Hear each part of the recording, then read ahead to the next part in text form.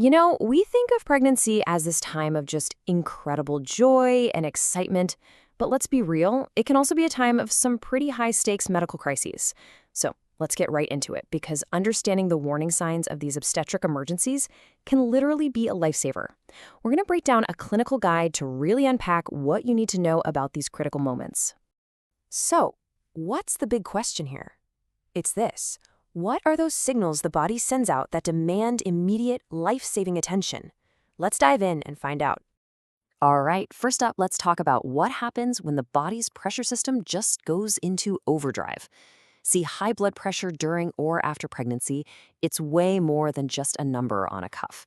It can be the very first sign of a whole cascade of really serious complications. And it all starts right here with something called gestational hypertension. So clinically speaking, what we're looking at is a top number, the systolic, over 140, or a bottom number, the diastolic, over 90. But here's the key. It's got to be confirmed with two separate readings taken about 15 minutes apart. That's really the first red flag. Now, if gestational hypertension is kind of like the flashing warning light on your dashboard, pre-eclampsia is the full-on alarm bell. We've moved past just high blood pressure now. This is a disorder that's actually tied to the placenta, and it starts causing symptoms all over the body. It happens in about 6% of pregnancies, and get this, it can even show up to 6 weeks after the baby is born. So what do those alarm bells actually look and feel like? It's so important to recognize them, so let's walk through this. We're talking about a headache that just will not quit, a sharp pain, and it's specifically in the upper right part of your belly. Seeing spots or floaters, any weird visual changes, suddenly feeling short of breath, new major swelling, especially in your hands and legs, and even changes when you go to the bathroom, like your urine looks frothy or you're just not going as much. These are not your typical pregnancy discomforts. These are serious signals that the body's systems are under a dangerous amount of strain. And this chart, it lays it all out perfectly. You see how things can escalate. You start with gestational hypertension. That's just the high blood pressure.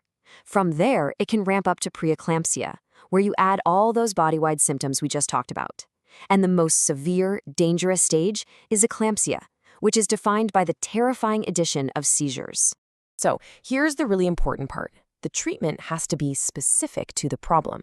If a patient shows up with those preeclampsia symptoms, the number one priority is preventing seizures, so they're given magnesium sulfate.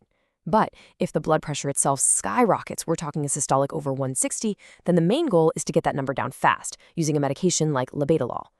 All right, let's switch gears. We've talked about pressure. Now let's talk about volume. This next set of emergencies is all about bleeding, a threat that can be sudden, it can be massive, and sometimes you can't even see it happening. First on this list is an ectopic pregnancy. This is where a fertilized egg implants somewhere it just can't grow, usually in a fallopian tube. The huge risk here is that it can rupture and cause massive internal bleeding. What makes it so dangerous is that it can happen super early, like between 5 and 10 weeks, and its main symptom, severe pain, can easily be mistaken for something else, like appendicitis. And this is so serious that the clinical protocol has this really stark warning. It tells doctors and nurses, basically, for any woman who could be pregnant showing up with bad abdominal pain, fainting, or signs of shock, you have to suspect an ectopic pregnancy until you can prove it's not. The stakes are just way too high to miss it. Okay, now we've got two other major bleeding emergencies that can sound similar, but are actually very different: placental abruption and uterine rupture. An abruption, over on the left, is when the placenta pulls away from the uterine wall. A rupture, on the right, is an actual tear in the wall of the uterus itself. As you can see, they have different signs and different causes, but both are incredibly life-threatening. And the danger doesn't stop once the baby arrives. Postpartum hemorrhage is a huge emergency. The clinical definition is losing 1 liter or more of blood after giving birth. But what does a liter of blood loss actually look like? Let's put this into perspective. 1 liter, that's about 4 cups. When you see it like that, you start to get a real sense of just how much volume that is.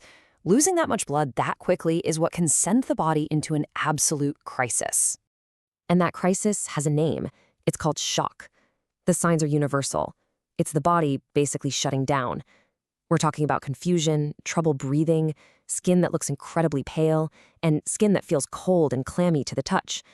These are all signs that the body just can't cope with the amount of blood that's been lost. Okay, our last category of emergency is a little different. This one isn't so much about what's happening inside the body, but everything to do with where it's happening. It's when a baby decides to arrive, well, when nobody's ready and help isn't there. It's called a precipitous delivery. And yeah, while it's more common for people who've had babies before or maybe haven't had much prenatal care, it can honestly happen to anyone. The real emergency here isn't the birth itself, it's the environment. It's the lack of medical support in a place that isn't safe or sterile. So, in that kind of crazy scenario, what do you do? Well, there are 3 absolutely critical things to focus on. If the person feels this overwhelming urge to push, you need to look to see if you can see a part of the baby. As the baby comes out, you have to support the head. And right away, check to see if the umbilical cord is wrapped around the neck. If it is, you gently try to slip it over the baby's head. So, let's pull all this together. We've talked about high pressure, we've talked about critical bleeding, and we've talked about sudden deliveries. But what's the one big idea that ties all of this together? What's your most important role in all of this? At the end of the day, it really all boils down to this. Symptoms are signals. They're your body's way of yelling that something is wrong. And your awareness, your knowledge of what these signals mean, is your absolute first and best line of defense. It's what empowers you to speak up and advocate for yourself or for someone you love. And that leaves us with one last thought. We've gone through the clinical knowledge here, we've given you the first step. So the question to leave with is, what's the second? Is it asking more questions? Sharing this information with someone who needs to hear it?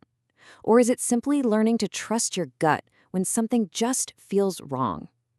That next step, well, that's up to you.